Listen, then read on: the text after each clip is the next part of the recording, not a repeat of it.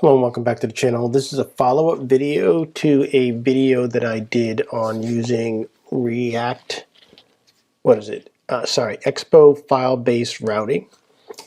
So the idea is that instead of creating a router like you normally do, you can create files, and based on their path and their name, along with the layout, you can get the navigation functionality that you would normally get with React Native. Using React Navigation. The previous version of the app that I did, clicking the login button would log you in without an actual user.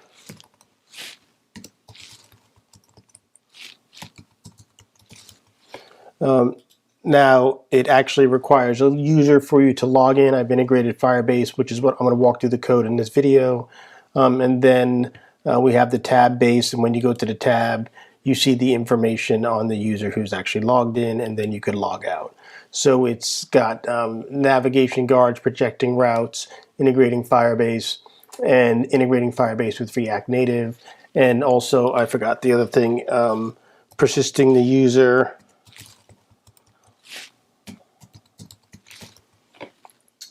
So I've logged in a user, and when I refresh the app, it persists the user through the reloading.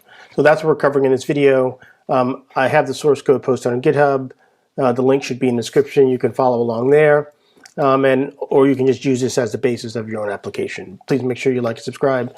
And now I'm just going to kind of walk through the steps of how I got this to work and the code. I have a couple of notes and some links to websites that I'm going to reference, but all this be included in the video description. So let's just start with the first changes that we did. So of course we needed to install some libraries. So I've already installed them, but I will just kind of paste them down here for you to see what we needed to install. We needed to install Firebase, of course. And this is the command, this npx expo install Firebase. And then for our persistence, we installed React Native async storage. Once again, all these links will be included in the description.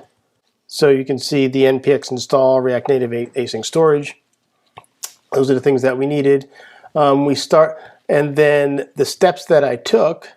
So I follow along here with this using Firebase from the Expo doc. Since they tell you when you can use the Firebase SDK versus when you should use a native Firebase, we're using the JavaScript SDK because all we're doing is authentication right now. So I created my Firebase config and I added my configuration information. So this is my Firebase config. Here's my configuration information. I've collapsed it so you can't see my keys. Notice the React Native version of the methods that I've imported. And then notice here's the import of the async storage. So of course we pass our Firebase configuration in to initialize the app. And because we want to be a little bit more granular on how we initialize authentication, here I'm setting my persistence to use async storage, and that's how I'm able to kind of reload my user on a login. And then you notice I'm exporting the app and I'm exporting my auth instance from this configuration file. This is important because I want to make sure I'm using my auth instance that has a persistence. So that's the change that I made to initiate Firebase. And so the next thing after initiating Firebase is, and I've updated my persistence, I'm just following my notes here, is what we want to do is on load, we want to make sure that we are checking to see if we have an existing user. So for those, once again, reference the first video, but for my store, I'm not using context. I am using a small state management library called PullState. I'll also include that link. And so here's where I'm initiating Firebase and doing all the things I need to do. I've modified this store to not only keep track of logged in, but now it also lets me know when initialization is complete and it stores a user. When I'm loading up this file, what I do is I listen for the auth state change from Firebase. And once I get that, I'm subscribing to that change. And once that triggers, I use auth store here to update my store. I save my user, I save my login state, and I set this as initialized to true. This is important because gives the application time to determine if it has a user or not before it renders the first route. And so that's what this this initialized flag is about. And so let's kind of hop to that file so you can see how that is being used. And if we go to my, where is it? In my index.js, not my index.js, that would probably this index.js in my app directory. You can see here, I am making this call for my auth store. From my auth store, I'm getting my state, and from my state, I'm getting my initialized flag and my is logged in flag. And then inside of this use effect that I have right here, I'm waiting for the navigation state key, which I discussed in the first video, and I'm also waiting for initialize to be true. If initialize is not true, I don't reassign. Basically, I don't call my router call to either go to login or to go to tabs home. So this auth store, these are reactive variables. So once the initialization process is finished, and for this, the initialization process is that on-auth state changed, then I allow this effect to kind of get processed. And at this point, I will know if I have a user or not, so I'll know if I'm logged in or not, and then it'll redirect to the appropriate directory. So that's kind of how we're managing that. And I think the last thing that we want to cover, like I said, this is a pretty straightforward and quick video, just an update, is how we're managing our login and our logout. So if we go back, well, once again, just to reiterate, just to make sure everyone's understanding, waiting for initialization will then give me my user or my flag for logged in or logged out. And so if I am logged in, or sorry, if I'm not logged in and I'm not in the auth group, and the auth group are any file, any routes that are inside of this segment auth. So basically, if it's not create account or login, then go to login. Otherwise, I have my user and I'm not in an auth group, so take me to the home page. So that's how we get to the home page, which is kind of where we are currently in the application. And by switching the tab, I can see my user.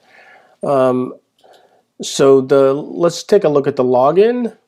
So now I've redirected to this login route. So if we go into auth, login, we take a look here. Similar to the previous version, what I'm doing though here is I'm calling my app sign-in method. This app sign-in method is coming from my store file. Probably could organize this a little bit differently, but that's what I'm doing here. So here I basically have my wrappers for all the Firebase calls. I have my app sign in, my app sign out, and my app sign up. And what we're doing here is, so let's take a look at the sign in. We're just calling the Firebase call for sign in with email and password. We're using our auth instance that we imported from our Firebase configuration file. Passing an email and password on a successful response. So basically, if no errors were thrown, if any errors were thrown, then we'll drop into my catch and we'll return the error. Otherwise, I update my store with my user, I update my is logged in flag, and we're good to go. And so that's sign in. And then we have our create account. And here I have an email. I'm taking a first name, a last name, and a password. And let's look at our app sign up. So the thing to note here is this create user with email and password will trigger my auth state change. And so my auth state change will then get called and it will update all these variables in my store or properties in my store. But then what I'm also doing is I'm adding a display name. So let's take a look there. And for display name, all I'm doing is I'm taking the first name that's entered in this field, the last name, putting a space between it and passing it in as my display name. So let's go back to my config to my store.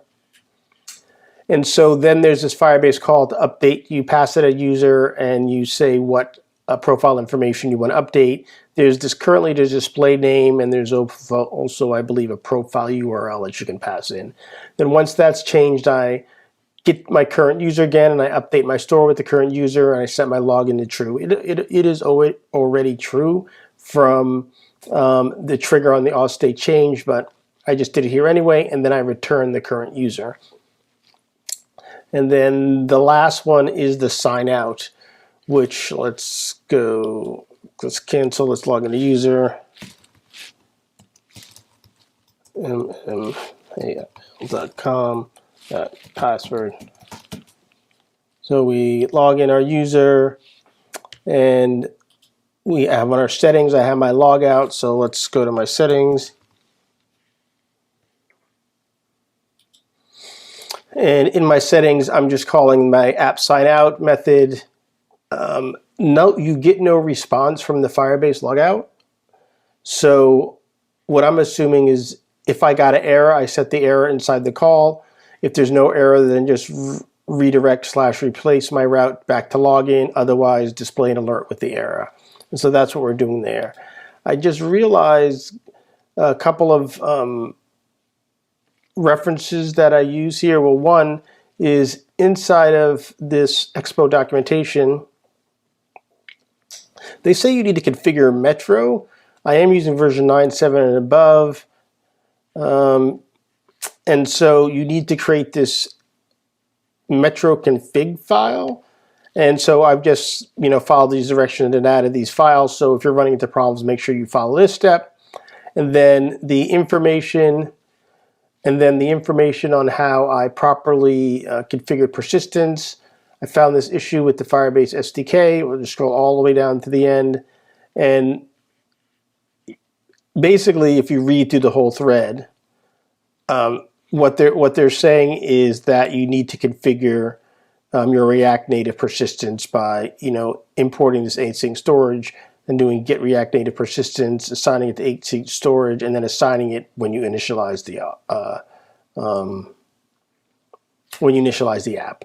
So once again, these references will be included, so you'll know that I'm not just making this stuff up. And I think that that's pretty much all we wanted to cover here.